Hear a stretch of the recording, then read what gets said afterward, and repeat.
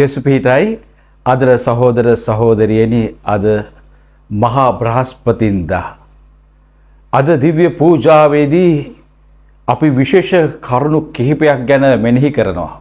පළමුවෙන්ම අද වගේ දවසක තමයි ජේසුස් ක්‍රිස්තුස් වහන්සේ අන්තිම රාත්‍රී භෝජනය සිදු කරමින් දිව්‍ය සප්‍රසාදය නැමැති සක්‍රමීන්තුව ස්ථාපිත කළේ. එමෙන්ම ජේසුස් ක්‍රිස්තුස් වහන්සේ අපගේ දිව්‍ය පූජකයාණෝ පූජකවරේ මංගල්‍යත් පූජකවරය සක්‍රමීන්තුව බවට පත් වුණෙත් අද වගේ දවසක.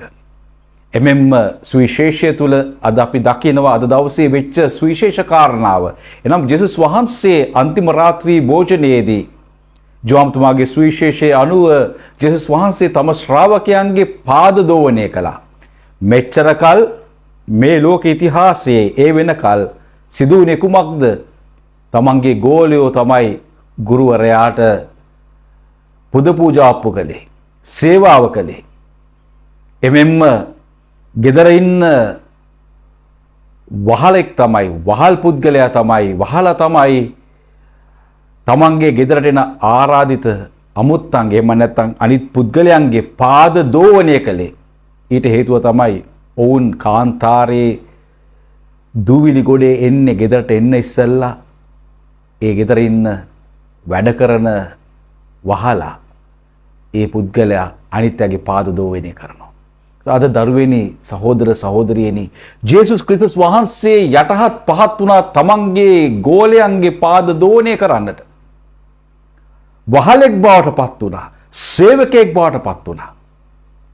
අද දරුවෙනි ජේසුස් ක්‍රිස්තුස් වහන්සේ අප තුළටත් පැමිණෙන ආකාරයෙන් අද දිව්‍ය පූජාවෙන් අනතුරුව රාත්‍රී 12 වෙනකම්ම දිව්‍ය සප්‍රසාද වහන්සේ ඉදිරි අපි යාඥා කරනවා.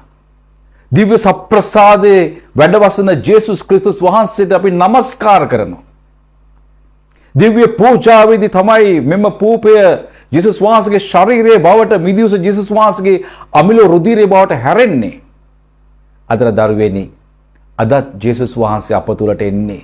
පෞකාර අපේ ජීවිතයට පැමිණෙන්නේ අපේ කෙලවලට මිශ්‍ර වෙලා අපේ පෞකාරකමට උන්වහන්සේ අපේ ජීවිතයට ඇතුල් වෙනවා. අපි ඒ ස්වාමීන් වහන්සේට අප ජීවමාන ජේසුස් ක්‍රිස්තුස් වහන්සේට අපි নমස්කාර කළ යුතුයි.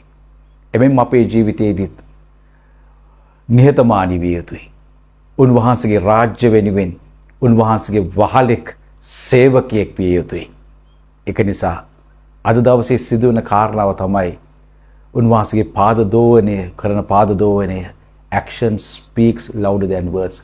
යහපත් ක්‍රියාව ලොකු දේශනයක්. just be die.